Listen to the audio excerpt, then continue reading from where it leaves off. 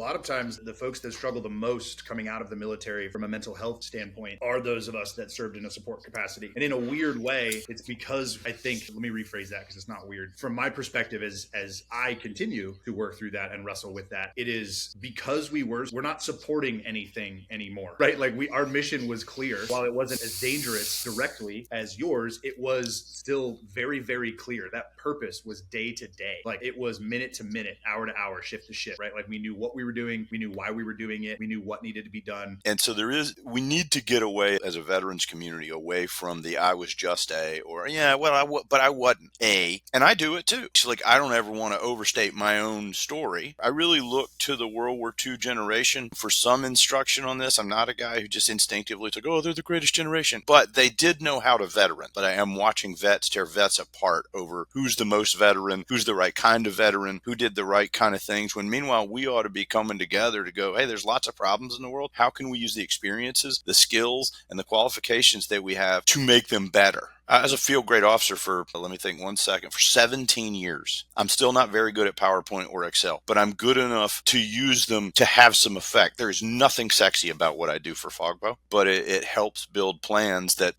the sexy logistics guy can put into play that feed people that aren't going to have food otherwise. The focus is purpose, right? What can I control and how can I respond within the parameters of my experience and interest? We have complementary skill sets that are going to move towards that purpose. We're not focused on who has what skill sets, just like on any small unit, right? Like I worked on a small unit, a 3-man load crew on fighters. You all worked in small unit teams when you're downrange. We all have complementary skill sets. We're all working towards the same goal. And I'm not worried about, I was a 3-man. I'm not worried about what my 1-man can do and what my 2-man can do. I just know that they can do it and they're going to do it. And I'm going to bring my skill set to bear. We're going to get that jet loaded. It's going to come back Winchester. We're going to do it again. So as long as we're focused on the purpose, we can ignore the rest of that noise.